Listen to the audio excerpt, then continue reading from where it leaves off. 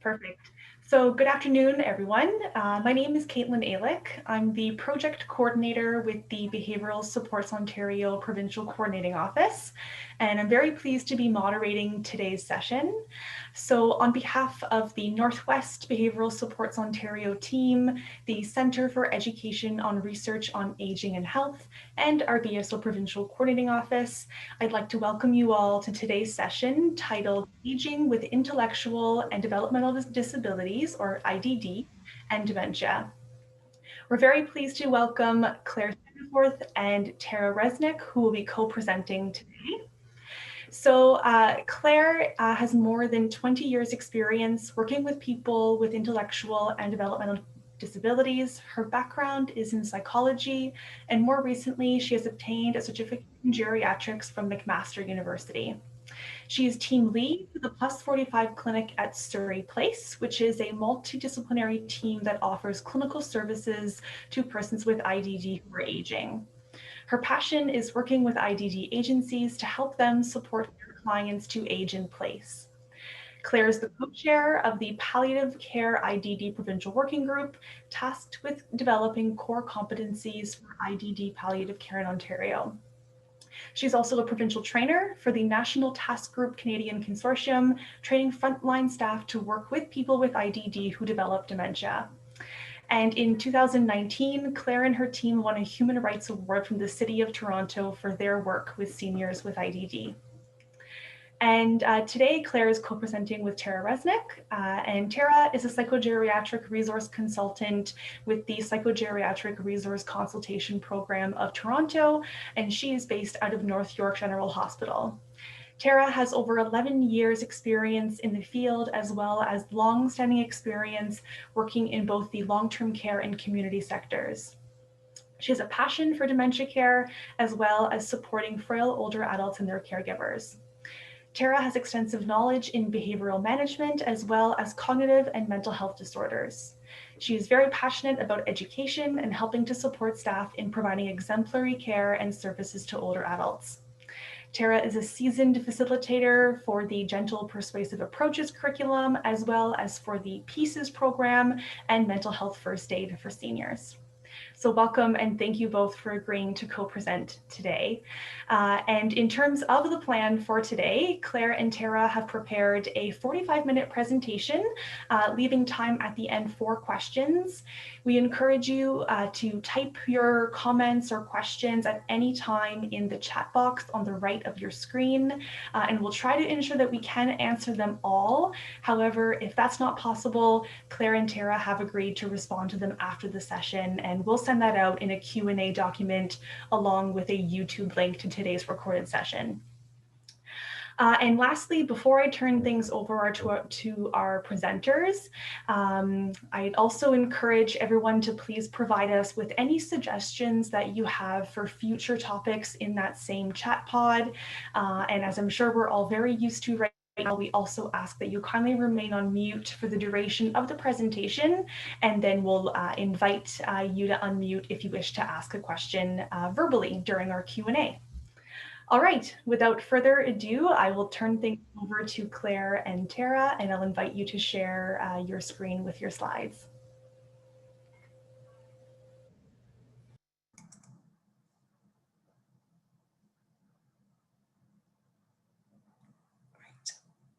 Thank you so much for introducing us, Caitlin. And I'd like to thank Lisa Peterson and Ruth Wilford for inviting us to come and talk today. And I'd like to thank all of you for showing up, because I do know we're all pretty sick of Zoom and we would rather be in person with all of you. And let's just hope, that's going to happen sometime soon. So before we start, it dawned on me I should probably tell you a little bit about Surrey Place. I mean, you know what a psychogeriatric resource consultant is, because I'm sure as BSOs you all work with one, or and some of you have probably met Tara before. But Surrey Place is a clinical agency in Toronto, and we service clients from birth to death. And our aging program is new. Our folks didn't used to age that get to an advanced age. But we also have a Northern Outreach program, and I think maybe a couple of our folks are on this call today. And we do video conferencing with Sioux Lookout, Dryden, and then I think 10 or more fly-in communities. So they also have some funding to do an aging project with Northern groups. And so that might be something that if you're interested in, they'd be happy to talk to you about afterwards. So because aging is new for our folks, all of a sudden we're getting all these referrals from long-term care. And that's how Tara and I sort of joined together. It's like, how do we bring our two worlds together? How do we bring all our knowledge about IDD, and how do we bring our knowledge about aging and dementia and long-term care together? And we formed this awesome partnership where we do a lot of consultations together to try and help people in long-term care figure out how to deal with our clients and to do some education like we are today. So I guess the first thing is, like, what are we talking about? We used to refer to people with intellectual disabilities as having mental retardation. And then we talked about developmental disabilities. And I think as really more as our knowledge has grown, we've started to realize that, oh, wait a second, you can actually have fetal alcohol spectrum disorder, or you can have autism, or you can have cerebral palsy and not have an intellectual disability. So now the term we use is intellectual and developmental disability, so that we know we're talking about a very specific group of people. So an intellectual disability, as defined by DSO, which is Developmental Services Ontario, and I'll tell you a little bit about them at the end, because that's a phone number you're going to want to be calling, defined it as learning difficulties present before the age of 18. So even if you were in a car crash and you had a brain injury when you were 16, you would still qualify in that age range, below 18. And testing below the first percentile on a psychological test, and then having adaptive skills also in the handicap range. So what does that mean below the first percentile? So if you think of a bell curve, the learning curve, and you would line up 100 people, the person with an intellectual disability would have more trouble learning and problem solving than the 99 other people on that bell curve. And so sometimes when I meet seniors and I'm trying to figure out, ooh, is this dementia? Is this someone with an intellectual disability? I might ask them, you know, were you in a slow learner class at school? Did you have trouble learning how to read? Did you end up, you know, did you do shop? Like, do you remember what you did when you were in school, or did you not finish school?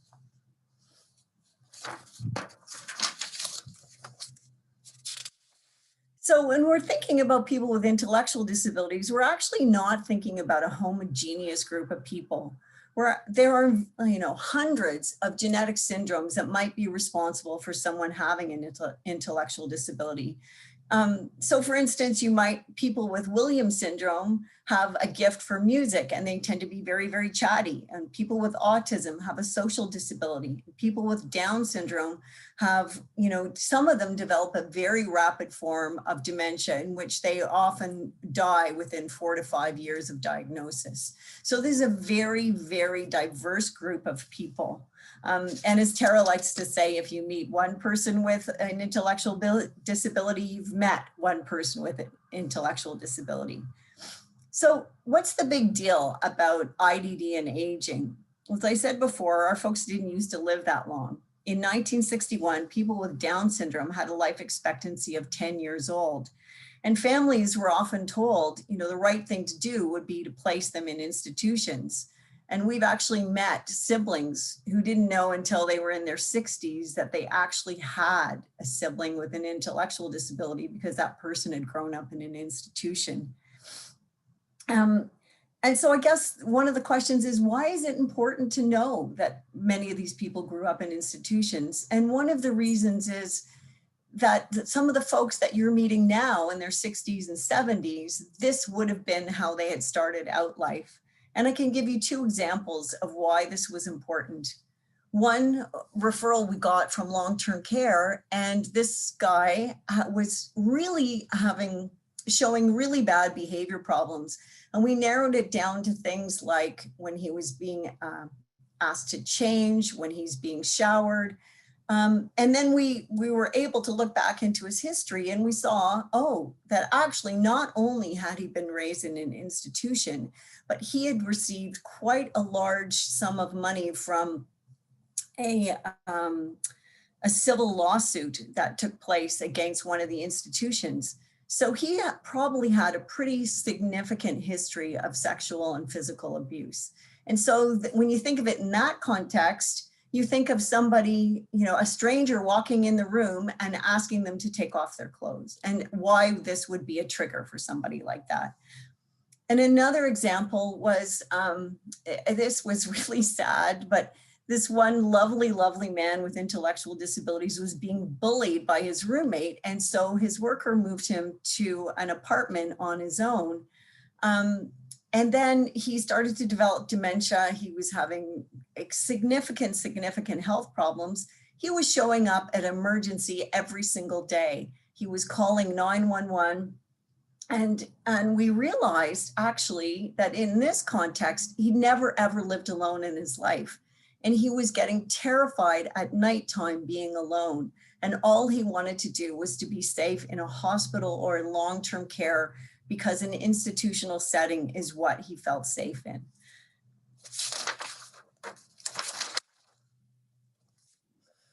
So it's an important metric to think about our folks. Not only do they age faster, but and they die younger than the general population. And I guess this is a little hard to see with the box, our faces in here. We're sort of blocking a bit of the thing, but on average, our folks tend to die 20 years younger than general population, but also they tend to age much more quickly. So if you think of somebody who is 50 years old with an intellectual disability, their body might be more like a 70 or 80-year-old. And one of the ways this might manifest itself, and we have a perfect example, is if you think of a client who's 50 and having a temper tantrum when you try and get them up in the morning, you're not thinking of arthritis. So if you think of someone who's 70 or 80 years old and they're stiff and they're sore first thing in the morning, and they don't want to cooperate. So in this one instance, we were able to say, you know what, why don't you give this person Tylenol half an hour before you have to get them up in the morning? And then the temper tantrums completely disappeared. So changing our thinking about somebody with an intellectual disability is actually being older. If you look at them through the lens of geriatrics, then some of the behavior problems that you're seeing or some of the problem solving you need to do makes much more sense. So I guess one of the issues too that happens for folks who aren't used to dealing with people with intellectual disabilities is how do you treat somebody who's biologically 70 years old, but maybe has an intellectual functioning that's more equivalent to a 6-year-old who doesn't have disabilities.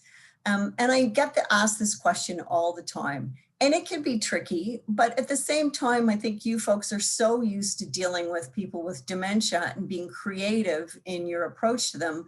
I honestly think you totally have the skills to deal with our folks.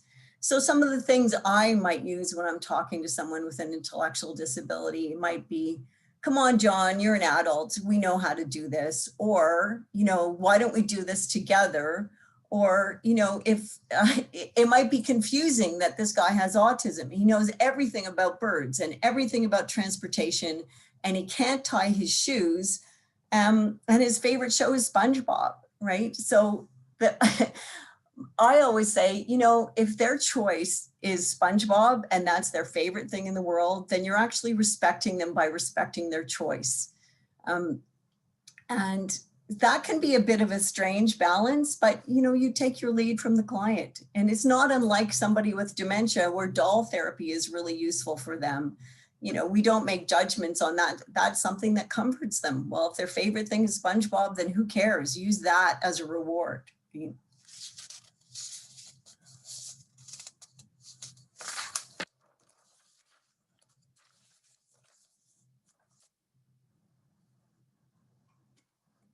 So Tara, I think this is you.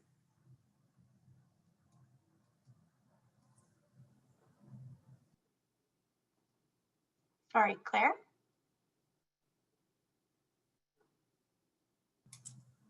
This is you. So I think we can have a laugh. Everyone probably, we should just tell you, Claire and I are great friends. We've developed a great friendship through our partnership, and this stuff happens with us. So thank you for your patience. I am gonna turn it back over to Claire because we are still covering the IDD population, which is Claire's area of expertise. Okay. Okay. Okay. So there are people with intellectual disabilities are all very different. At the same time, there are some similarities that we can look at based on people's genetic composition. So people with Down syndrome, we know a lot about, and this is actually a really good, a population that we can really use to explain this. So 50 to 80% of them have a hearing deficit. Many of them have trouble tolerating hearing aids. It's really important to find that out. If you're having behavior problems, are they actually hearing you?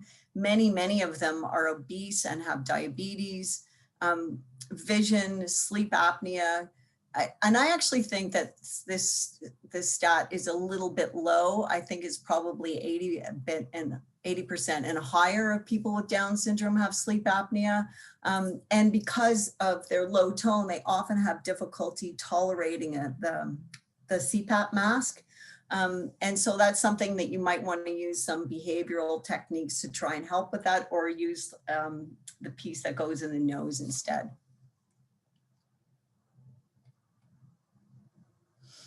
So what's the difference in aging with IDD versus non-IDD? And one of the things, so we've talked about they tend to age much more quickly. And people who are neurotypical, disabilities and dependency is a new thing for them, and it can be very, very frustrating. And I'm sure you see that a lot with your clients. Our folks are used to living in congregate living. They're used to schedules. And they've had lifelong disability. So for them, this is nothing new.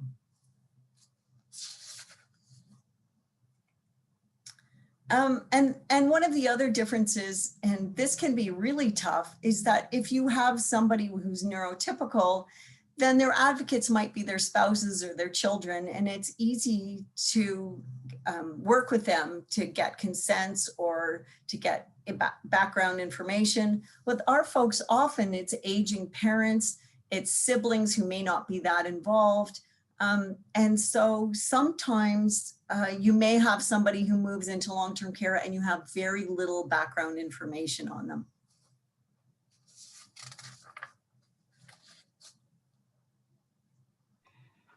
Okay, now it really is me. Thanks, Claire.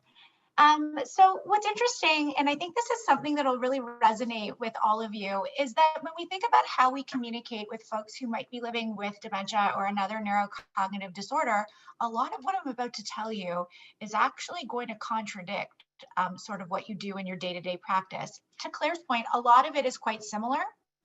But when we think about communicating with somebody who is living with an IDD and who may also be living with dementia, we want to really think about simplifying our language.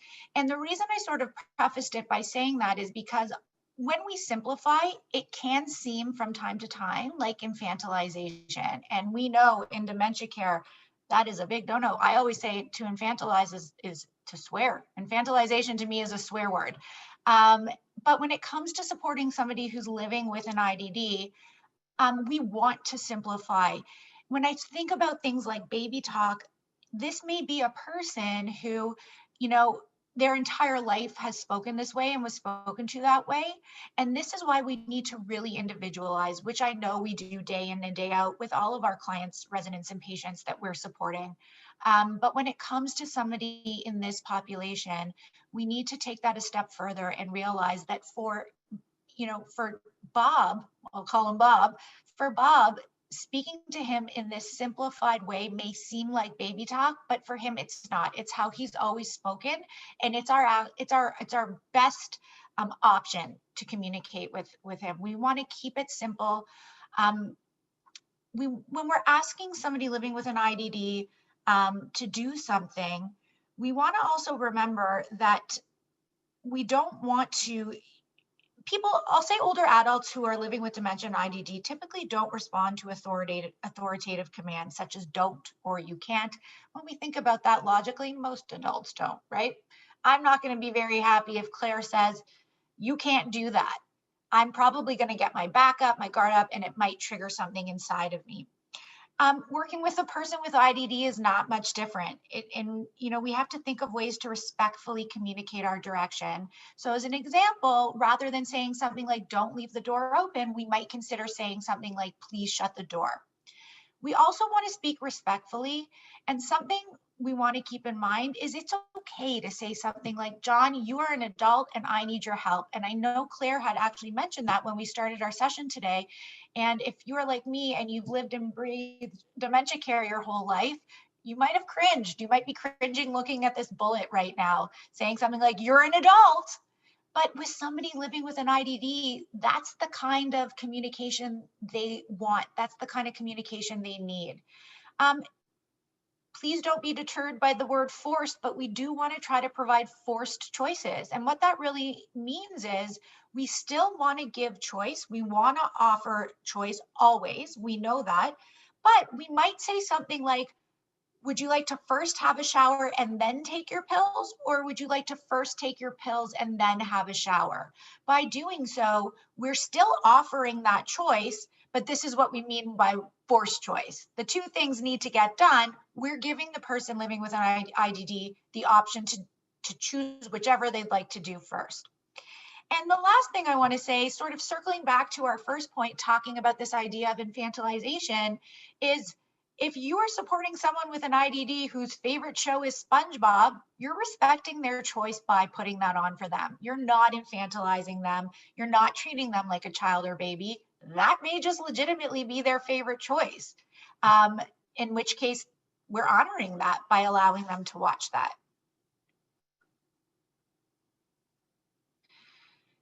So let's talk a little bit about the principles of plain language. Plain language is super important as well when we're supporting somebody in this population. So when we think about here and now, we have to think about the fact that future or abstract is likely going to be tough. Concretely, something the person understands here and now, rather than asking them to make a decision for the future. We want to try to say and show. We also want to make sure that our actions are matching what we're saying. We always want to consider our nonverbal while we do all of this. So thinking about our body language and our facial expressions, and we're actually going to touch on that a bit more at the end of our presentation today when we talk about some of the supportive strategies. And we want to also consider visuals whenever we can. So thinking about utilizing things like a calendar or a daily schedule or pictures to help communicate the message to the person. We always want to avoid jargon, and I know this is not a surprise to anybody who has been working in geriatrics. You and I might understand what an incontinent product is or what a clothing protector is, but somebody living with an IDD might not, in which case it's perfectly acceptable to say, diaper or bib. That is not infantilization either. If that is how the person communicates, that is how the person communicates. You want to use their terms as well. So when we think about avoiding jargon, we're not going to say things like bowel movement or BM. That probably won't make much sense to them either. Let's be honest, it won't make much sense to a lot of people. A lot of people might not know what things like emesis or a BM are. Same thing applies here. We may not want to say things like medication or risperidone. If it's a pink pill and they know it as a pink pill, we might want to refer to it as such. We always want to try to use short phrases and really think about one thought or action at a time. I am guilty of this every day of my life, not just when I'm working with someone with an IDD or clients, patients, or residents. I talk very quickly and I'm going a mile a minute in my mind, let alone how it's coming out. I have to be really mindful of this all of the time, using these really short phrases, presenting one thought, one idea, one request, one action at a time. And we might want to demonstrate. So, cueing. Rather than saying, would you like some water? Maybe you hold up the water and you ask if they'd like the water. Again, these are all really the principles of plain language and what we want to stick to to enhance to enhance our communication with somebody living with an IDD and dementia. And I will pass it back over to Claire. So we thought what might be helpful is to give some very specific examples on unique communication. And these aren't pictures of the actual people I'm going to talk about, but I will give you some examples. And some of them, I must say, cracked me up at the time. So one woman called Sandra was in the hospital. Unfortunately, we couldn't find her a place to live. So she lived in the hospital for 2 years. And she went through this period of time where she kept listing these names of people.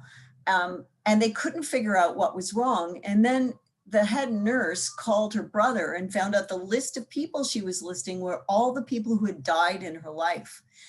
And they subsequently found out that she had fallen during the night, she had broken her leg, and she didn't have the ability to tell them that she was in pain. So as the head nurse said, she would list her dead guys. And so when we finally found her a place to live, we were able to say to the new agency, this is really serious. When she lists this group of people, it means she's in a lot of pain. We got a referral from a guy called Matthew who lived in long-term care residence, and they were sure he had dementia. And I asked why, and they said, well, it's really strange. All of a sudden he's putting on 3 pairs of trousers and like 3 baseball hats. And I said, oh, okay, well, you know, does he recognize you? Does he know his schedule? No, there's no problem with his memory. There's no problem with anything else. He's just doing this strange thing. Well, it turns out he had Down syndrome, and people with Down syndrome have very low tone, and they actually really appreciate deep pressure so that they can actually ground themselves and feel out where they are in their environment. And so all it needed was a referral to occupational therapy, and they got him a weighted blanket and he stopped wearing all those different clothes. Another one was Nancy, and Nancy has Williams syndrome. She's quite a character. And when she says to you, Richard is being mean to me, what she's actually telling you is that she has schizophrenia as well as Williams syndrome. And Richard are the voices in her head. And when the voices in her head are being mean to her, it means they're telling her terrible things about herself. They're asking her to do things she doesn't want to do. They're making her really, really upset. And in that case, we know it's time to increase or to change her medication. We got a referral about somebody who they said for sure she's psychotic. And why? Well, because she's talking to this person and this person isn't there.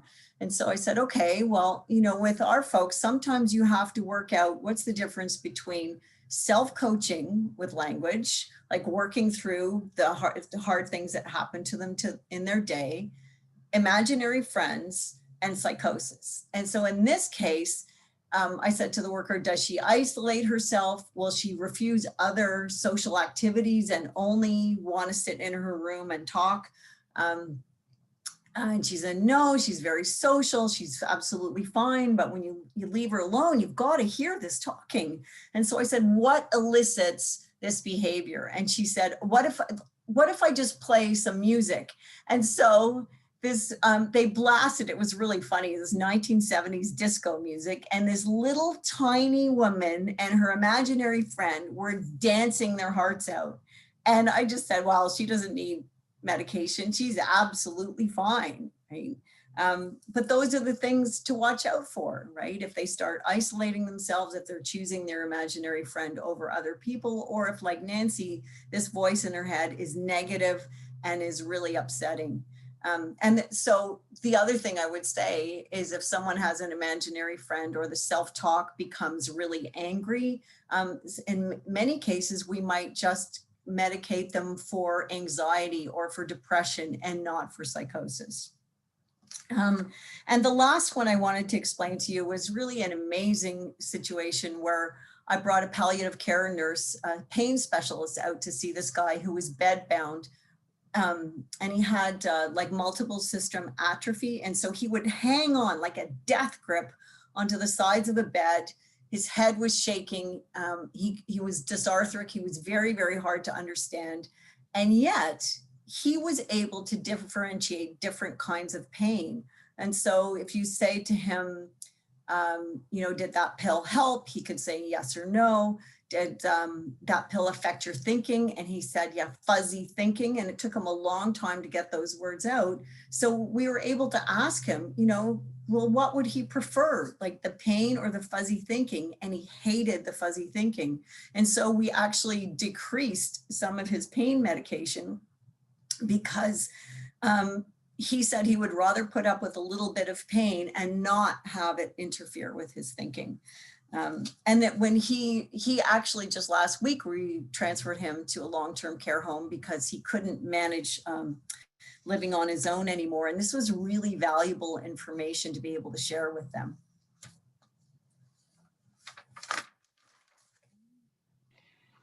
So this will likely not be new information to many people on our call today, but when we think about the cognitive losses in dementia, a lot of people who are living with an IDD and dementia can experience the same losses, but there are some things we need to keep in mind. So, you know, the losses are the same, as I said. So loss of language, the person may have aphasia, may have lost the ability to comprehend or to express themselves using language, or possibly reverted back to a first language. They might have the loss of initiation. So that's that apathy piece. That internal get up and go may be lost, and they may need that external motivation. Loss of memory, of course, quite common. So that amnesia piece. Loss of insight. So they may not know that they don't know. They may not know that they need our help. They may not know that they're unwell. Loss of purposeful movement. So, you know, when I heard Claire's story, I always think of apraxia, about the guy who was wearing multiple layers and multiple hats. And it's so interesting because through my dementia care lens, that's immediately what came to mind. Oh, he must be living with some apraxia. But when we listened to Claire's story, we realized, no, that wasn't the case at all. For him, it was more of a soothing, comforting, you know, it lessened his anxiety. That was the intervention that worked for him. But we know with apraxia, people may, you know, lose the ability to sequence. They may lose the ability to understand direction, like front, back, left, right, etc. The loss of recognition. They may not recognize other people. They may not recognize objects. They may not recognize themselves. And then, of course, the loss of environmental perception. So those are folks who may be experiencing things like illusions and hallucinations, depth perception issues, etc. But the interesting part about the cognitive losses in somebody living with dementia and IDD is that it's really important to think about this idea that somebody living with an intellectual disability may have never been able to complete some of these tasks. They may have been living with these losses throughout their entire lives. So what we need to do when supporting somebody with an IDD is we need to look for a change in these losses. That's what we're really on the lookout for, a change in those existing capabilities. That's the red flag we're looking for. So therefore, it is really important to know their baseline upon meeting them or upon admission. And to be able to notice these changes, of course, we need to establish baseline. You know, the same can be said of understanding delirium in somebody living with an IDD. We need to know their baseline. They are very much at risk for delirium the same way other older adults might be. So sometimes we may need to use different tools to screen for dementia in the IDD population as well. Something like the MOCA may not be the best tool to use in somebody living with an IDD because they may have never been able to complete a lot of those tasks. So it's almost holding them to an unfair standard, if that makes sense. So when we think about this idea of responsive behaviors and unmet needs, again, this is something we know a lot about, but I'd just like to cover it a little bit because when it comes to supporting folks living with IDD, responsive behaviors are very much part of the picture and this idea of unmet needs. Claire spoke to that a little bit when she talked about the idea of pain. So we know that behavior becomes a form of communication, and we know that it's up to us as healthcare professionals and care providers to determine what it is that this person is trying to tell us, to try to understand that behavior and that communication. When a person living with an IDD and dementia is unable to communicate with us, their behavior might be the only way in some cases that they can communicate with us. So we need to think to ourselves, again, what is this person trying to tell us? So for example, if the person's walking around seemingly looking for something, are they hungry? Are they thirsty? Are they looking for something to eat? Are they looking for someone? Are they bored? Are they in pain? You know, if somebody living with an IDD hits us every time we go to help them get changed, and we notice that it's when we touch them on their right arm, as an example, do they have pain in their right arm? A lot of this, as Claire said, is the same when we think about supporting someone with dementia and supporting somebody with an IDD. It's a matter of really marrying the two together and thinking about looking through these lenses simultaneously, if that makes sense. So we need to always consider the physical unmet needs, the physical piece to their behavior. So again, it's really important for us to consider any physical triggers for behavior. So thinking about things like pain, discomfort, delirium, toileting. So is the person constipated, or do they need to use the toilet? Thinking about somebody who might be also living with diabetes. Are their blood sugars, how are their blood sugars, their levels? Are they regulated? You know, thinking about other physical diagnoses that they might be living with. Just a couple months ago, I was doing a case consult at one of the homes I support, and it was a gentleman who lived with Down syndrome, and he was digging, for lack of a better term, and then smearing feces all over the walls. However, when staff would ask him if he needs to use the washroom, and they were using simple terms, they weren't saying, do you need to have a BM? They were using quite simple terms. He would say, no, no, no, no, no. He doesn't need to use the washroom. We uncovered every stone, and long story short, he had such an irritation that wasn't, it couldn't meet the eye, let's put it that way. But in the rectal area, there was a horrible irritation, and he was living with such discomfort. That's what was causing the behavior. So, you know, it's really looking at that physical piece. What's going on with this person physically that might be causing the behavior? I am of the mind that we need to do this first, because anything else we do will never work if we don't first rule out the physical. So then we need to think about our interaction. When we think about our interaction, we know that so much of the message we send is nonverbal. Between you and I, when we think about it, never mind people living with dementia or an IDD, you are not, I mean, I guess it's a little less obvious over Zoom, but in person, you are picking up on my nonverbal cues more than you're picking up on anything I'm saying. And I'm actually going to speak to that a bit more in depth in the next slide. But we need to think about something. Is there something about the way that we are interacting with this person that's triggering the behavior? So we are all well-intentioned. We mean so well. I always say, to work in healthcare, you have to have a big heart or you won't last an hour. We all have big hearts. We care so much, but we could be very well-meaning, and it could be something in our interaction that's actually triggering the behavior. And again, I'm going to talk about that a little bit more on the next slide. Thinking about the environment, what's going on in the environment around this person when they're having this behavior?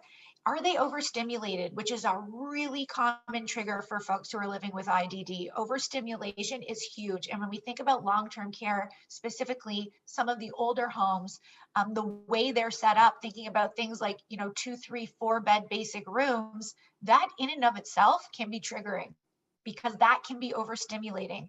Are there, I can't remember the word for this right now. I can't, you're going to laugh when I figure it out, because what are those lights? Claire, help me out here.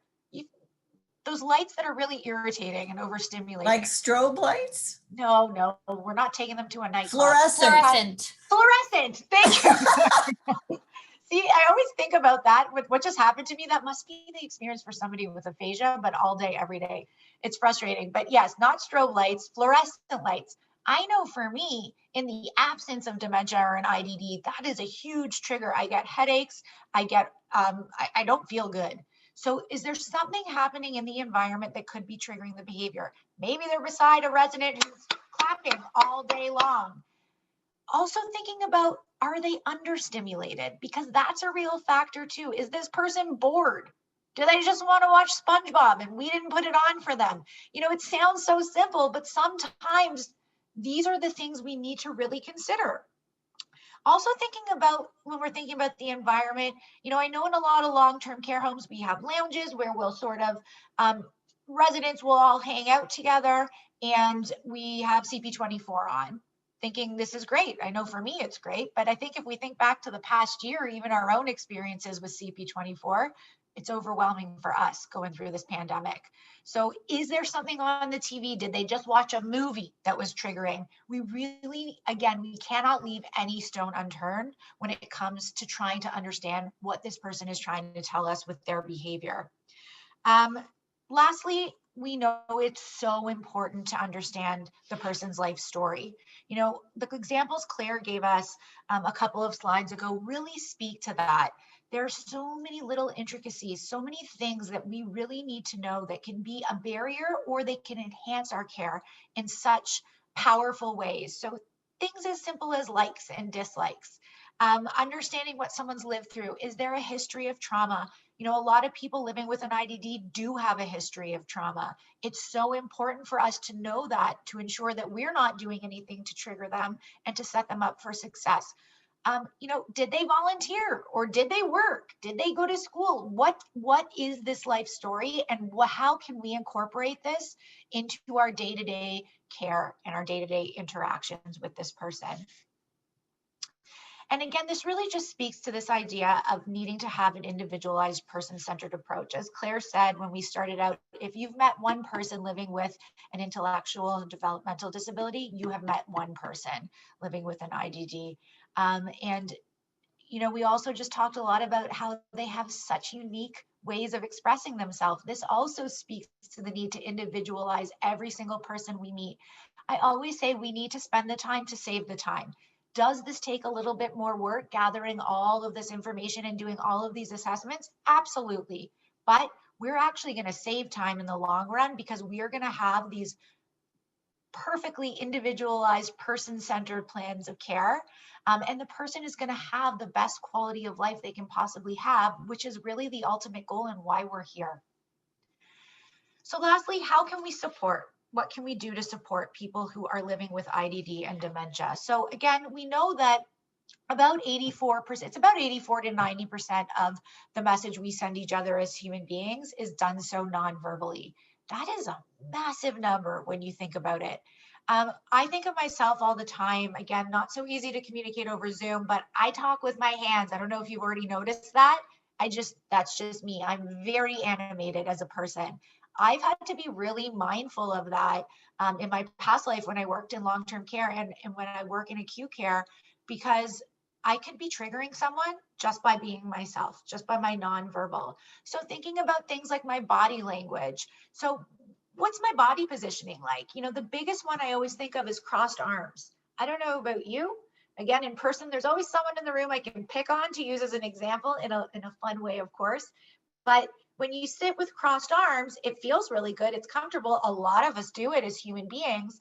But if I was somebody living with an IDD, I might think you're angry at me, or you don't really care about me, or you don't really want to be here, because we don't send the nicest nonverbal message when our arms are crossed. We send a completely different message just by uncrossing our arms. Thinking about things like facial expressions.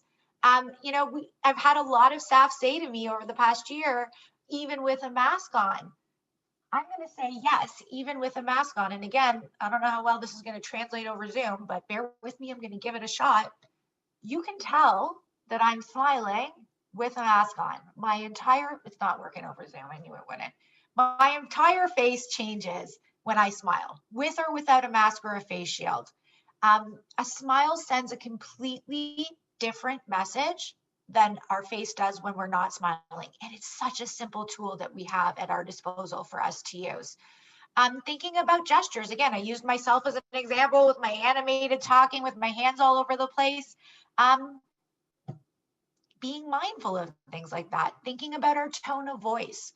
So, somebody may have a hearing deficit. That doesn't mean we should immediately raise our tone of voice.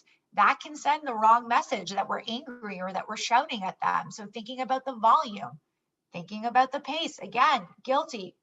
I talk very quickly. I am very mindful of that with residents, patients, and clients. I'm working on it too in my personal life, but we have to use simple language, as I said, and we have to slow down our pace when we're communicating with people living with IDD and dementia. And then think about the amount of information we're offering as well. So oftentimes we're quite elaborate as human beings. So thinking about delivering the message in the simplest and shortest way possible to set everybody up for success. And then again, this idea of choice. As human beings, we all have the right to choice. We all want choice. We all want control over our lives. So giving the person agency and choice in everything we can possibly give them that option for. So I say that because I'm sure there will be times where we can't give so much choice, but I would say that most times we can offer choice. We can give the person an opportunity to have control and feel like they're in control. An example I always use is, in a long-term care home, maybe you would like to help somebody transfer from bed to chair. Rather than saying, "Good morning, Tara, I'm here to help you transfer from your bed to your chair so we can head over to breakfast," simply saying something like, "Good morning, Tara, I'd like to help you transfer to your chair. Do you want me to do that now, or would you rather I came back in 10 minutes? Nine times out of 10, they'll say now, just because you gave them the choice. It's really thinking as simple as that. We all want the option to make our own decisions, to have our choices, and to have control over our day-to-day life.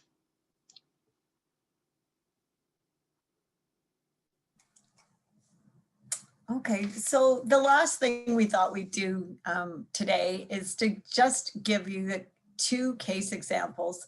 And if you want, you can just stick quickly in the chat which one of these 2 men has dementia. So John, they both have Down syndrome. One is 52 years old, one is 74 years old. One is higher functioning than the other one, but they're both pretty high functioning. One is independent and traveling. He goes to the gym by himself. He's in good health. He loves music. He actually loves musicals, and he can tell you the lyrics to every musical you've ever wanted to hear. He has hearing aids and glasses, and he needs a CPAP machine. The other one is one of the oldest people I've met with Down syndrome. He's over 74 now. He uses Wheel-Trans. He has a walker. He has multiple chronic illnesses, including diabetes, COPD, and he won't wear his CPAP machine or his glasses. Yeah, so actually, I mean, obviously I've set you up that it's actually, oh, wait, Claire, I'm gonna interrupt because we've got some answers coming in. Okay.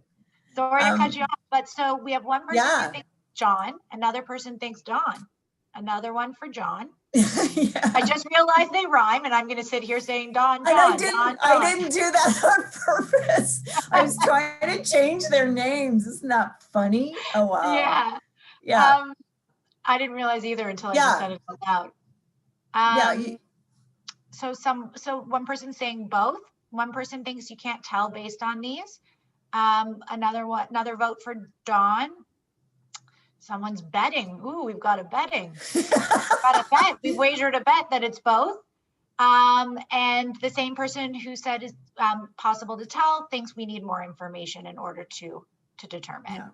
So I can tell you something absolutely charming about John.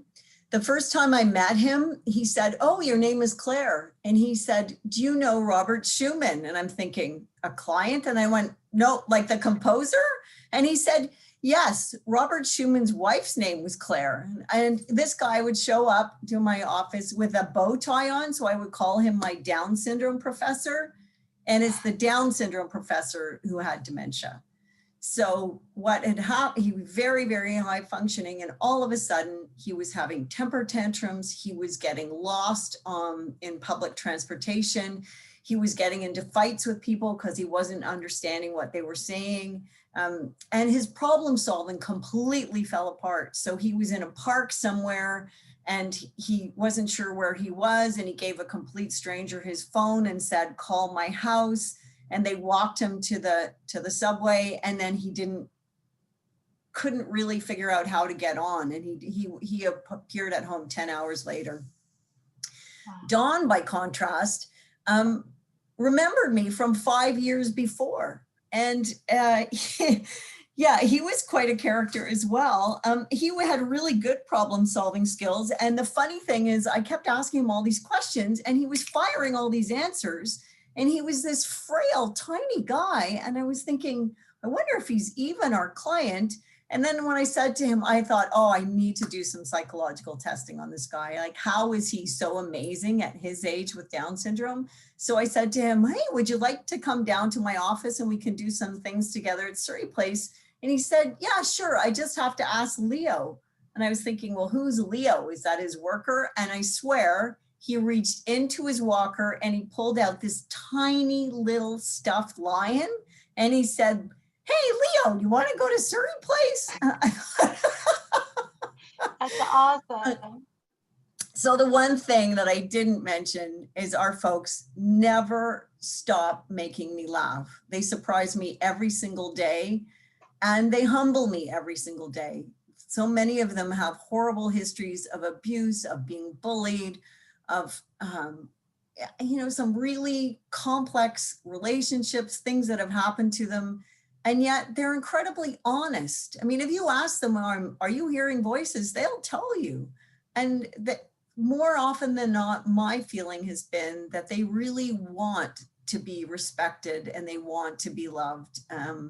And they can teach us a lot about them, but also about life in general. And so I think that's really all we really wanted to share with you today. The one thing I think for you folks that might be really helpful is if you have someone that you think has an intellectual disability, you can reach out to Developmental Services Ontario, and this is the phone number in Thunder Bay, and ask if that person's in the database, because they might have some history on them. They might have some old psychological assessments on them. They might also have passport funding so that you can use funds to hire maybe an extra PSW to come and take them out, to take them to movies, to take them out shopping, or to take them bowling, So knowing that extra funds and history might come with this person, if you can find out through Developmental Services Ontario if they're hooked up there, that's really useful. There's a national. Oh, sorry, Claire. No, go ahead. I popped the information for the DSO North office into the chat. Great. So everyone knows. Great. And then the other thing is when Tara talked about how a MOCA is useless with our guys, mostly they can't draw a clock anyway. You can actually use, it's called the NTG, and I put we put the website here, and it's a questionnaire, an informant questionnaire, and it would be, you'd give it to someone in their family, but you could also use these in your annual reviews, so you can track changes over time. And if you have questions about if you want nonverbal, pain scales, or if you want something live you can do instead of the MOCA or anything like that, you're of course welcome to email us, and we can give you as much information as you like. Or if you have a case and you think, man, I'd really like to talk to someone about that, those are our email addresses, and we're happy to answer any questions. Wonderful. Thank you so much, Claire and Tara. So much of what was included in your presentation has really resonated with me, and I think I'm so appreciative of all of the real world scenarios that you've been able to incorporate. So at this point, I believe that we have, I'll say, about 6 minutes remaining for the live Q&A. As I mentioned earlier, for those who may have joined late, if anyone has any other questions, please feel free to send us an email or throw it in the chat pod, even a few minutes after today's session, and we'll make sure to get answers there.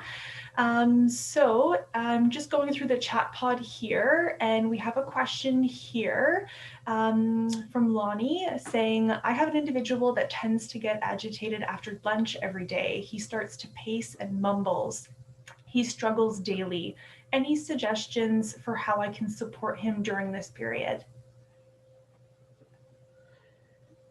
Tons, but I think we need to know more. I would say in terms of specific cases, I would say, you know, as I'm sure every PRC would say, connect with your PRC. You all have PRCs, I'm assuming. You're all from BSO, so you definitely have PRCs. I'm not going to assume. You know, my initial response, and then I'll pass it over to Claire, is when I hear about somebody getting agitated after lunch and then he starts to pace and mumbles, the first thing I think of is discomfort. So is he having some kind of like an intolerance to something he ate, maybe like a gluten intolerance, just as an example? Is he having some kind of a gastrointestinal problem and he needs to see a physician? Is it something to do with skin breakdown when he's sitting for too long at lunch? You know, just really thinking about things like this. But that's why I say connect with your PRC, because they can do a much more in-depth case consult with the chart and with your team, rather than just taking stabs in the dark. But I'll pass it over to Claire. Well, and I think also for a lot of our folks, transitions can be really difficult. And I have found that I totally agree with Tara. My first thought was, has he got indigestion? But, you know, the other thing I think of is using visual schedules, right? So lunch is an activity they maybe really looks forward to. And then maybe after lunch, there isn't something to look forward to. So is this guy agitated because he needs to get up and move? Or, you know, can you take him for a walk at that time? Does he need something else to look forward to after lunch? So those are just some things that would hit me off the top of my head. But yeah, actually we had a guy just recently, actually it was interesting, and spent 2 months in Ontario Shores Hospital, and they changed completely her medication. And she had gone in and she had horrible constipation. But when she came out, she lost like 20 pounds in 6 weeks. And we said, well, what's going on? And then I asked them, well, you know, how are her bowel movements? And they said that she was having horrible diarrhea and she was pushing away food and she was getting really agitated. Well, she probably caught something like H. pylori when she was in the hospital, right? So, so with Tara, I look for the physical first. But it may also just be transition from one thing to another that can be tough for our folks. I don't know if that helps. That's Thank you so much. And I also see another question in just asking if you can both put your emails in the chat pod, just if anybody would like to reach out directly. And in the few minutes that we have remaining, please feel free to raise your hand as well if you'd like to answer a question, or sorry, ask a question verbally. And while I wait for those hands to pop up or anything else in the chat pod, one of the questions that I had throughout the presentation, you both mentioned, I think, a lot of the strategies that are very familiar to BSO, very much not surprising. So I'm wondering if there are any non-pharmacological therapies like doll therapy or robotic pet therapy or Montessori activities or redirection techniques that wouldn't be recommended for this population. That's a really good question. Oh, that's an awesome question. You know, I honestly can't off the top of my head think of things what you might add to something like for our folks. I think of one of the things Tara mentioned about fluorescent lights. We have somebody from long-term care who was referred, and she was acting out like crazy. She was right next to the nurse's station, and all of the noise. So some of our guys have hyperacusis. They really react badly to really loud noises.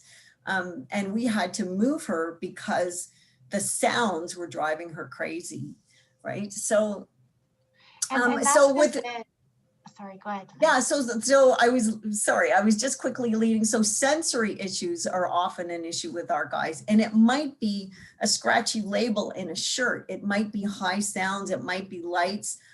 Things like if they have autism or low functioning, a snoozle-in room, which, you know, you folks probably don't have, but, you know, just tactile therapies, right? Like just getting them to touch different, oh, they have those awesome aprons. Do you guys have those in long-term care? Absolutely, yes, and Yes, rooms fidget. popping up here and there as well. Yes, yeah, that was an eye opener to me. I thought that is an awesome idea for people who are really tactile, right? So sorry, Tara, you were going to say something. No, that's okay. Claire, you'll be pleased to know snoozling rooms and snoozling carts are quite common in long-term care. Oh, that's so cool. I didn't know that. Wow. I've yet to see one in long-term care. I need clearly to go to your homes. It's quite a trip for us to get up there, but I'd love to go one day, Yeah. post-COVID times. I was just going to say, you know, from my time in long-term care, one thing I can say for certain, and I'm sure Claire will sort of validate this, is I found a commonality amongst folks from the IDD sector living in long-term care homes was this idea of overstimulation. So thinking about what not to do, not to put people in overstimulating situations when possible. Recognizing, of course, it's not always possible, but when possible, try to reduce stimulation in their environment. Yeah. And actually, you know, one of the last things I thought of and is the diagnostic overshadowing with people with IDD. So we had a great example of a woman who was doing really strange things. She was hoarding all kinds of like soaps and lotions and stuff in her room in long-term care. And she was like blocking the sink and washing in the sink and doing all of these things. And you know, they referred her to us because they said, well, she has an intellectual disability. And we looked at her history. Well, she'd lived for 20 years on the streets. She was used to washing in any sink she could get to. And, you know, things like products were hard to find. And so we kind of laughed and said, this has nothing to do with her intellectual disability. You guys know how to deal with street people. That's actually where she's coming from, right? So don't let the fact that they have an intellectual disability scare you off or overshadow your natural instincts. Absolutely. And I think just the overall theme of personhood and really knowing people really rings true. That will not be surprising to anybody in this webinar today, coming from the behavioral support world as well. So I am mindful that we're just over 4 o'clock. Deb, I'm wondering if you can please put up those chat pod, poll questions just to assist in evaluating today's webinar. We will definitely keep the chat pod open for a few more moments, but we are very mindful that people may want to continue on with their day. So thank you so much for attending. If you wish to stick around for a few minutes and put some questions in the chat pod, we will collect them and send them off to Claire and Tara for a response. And so again, on behalf of the Northwest BSO leadership team, the Center for Education and Research in Aging and Health, and myself at the BSO Provincial Coordinating Office, I just want to say thank you so much to our co-presenters and for everyone for taking the time to attend today. We know how busy you all are. So thank you so much and have a great rest of your day. Thanks, everybody. Please email us if you have questions. We're happy to respond. And stay safe. What a crazy time we're in. You as well. Please take good care and stay safe. And thank you so much for having us. Thanks again. Bye.